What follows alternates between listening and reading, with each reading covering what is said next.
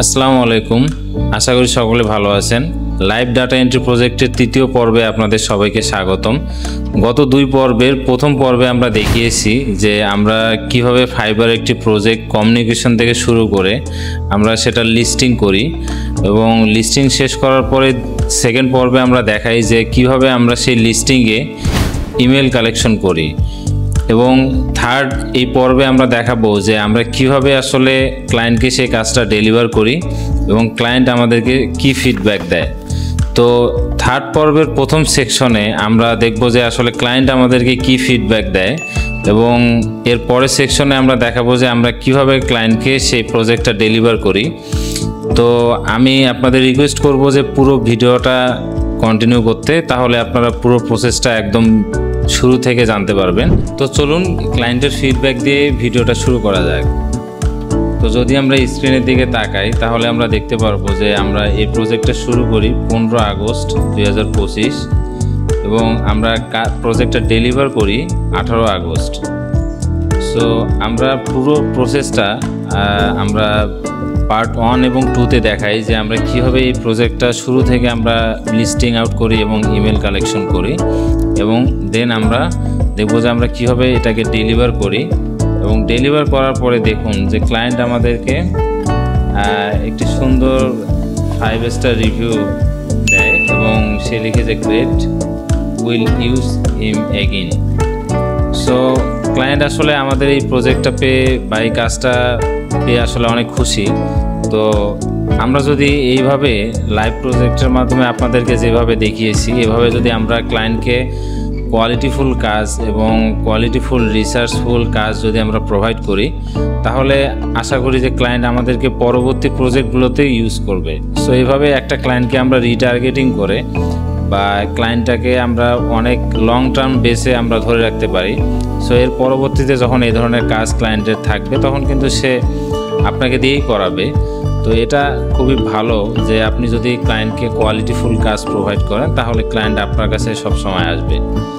তো যাই হোক, আমরা প্রজেক্টটা আলহামদুলিল্লাহ আমরা যদিও ছোট প্রজেক্ট $20-25 প্রজেক্ট, তো এখান থেকে আপনাদের আসলে প্রাইসটা কোনো ম্যাটার না। আপনারা এখান থেকে শিখতে পারেন যে আসলে আমরা এই ছোটো ছোটো প্রজেক্টের মাধ্যমে আমরা কীভাবে ফাইবার থেকে ছোটো ছোটো আর্নিং করতে পারি এবং আর্নিং করার মাধ্যমে আমরা বড় কাজগুলো এভাবে আস্তে আস্তে পাবো।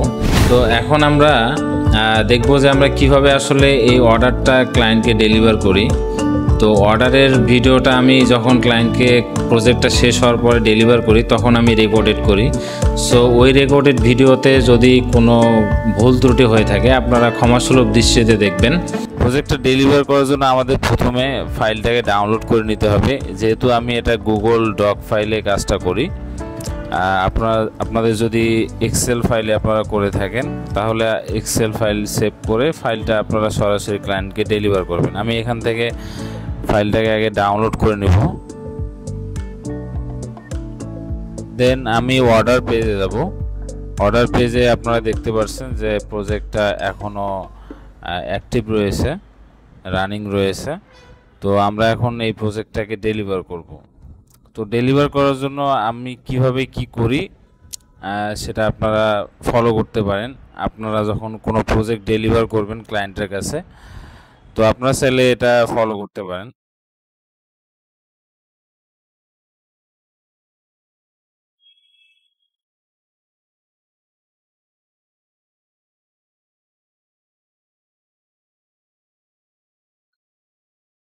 আমরা ফাইলটাকে সিলেক্ট করব।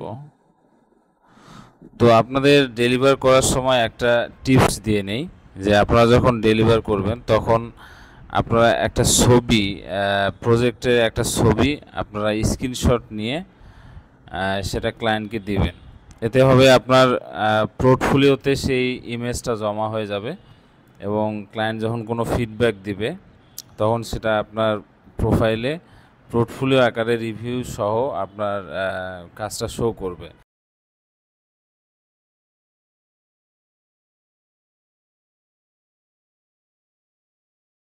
দেন ফাইল আপলোড করার পরে আমরা একটা ছোট ডিটেলস দিব ক্লায়েন্টকে, একটা ডিসক্রিপশন লিখব।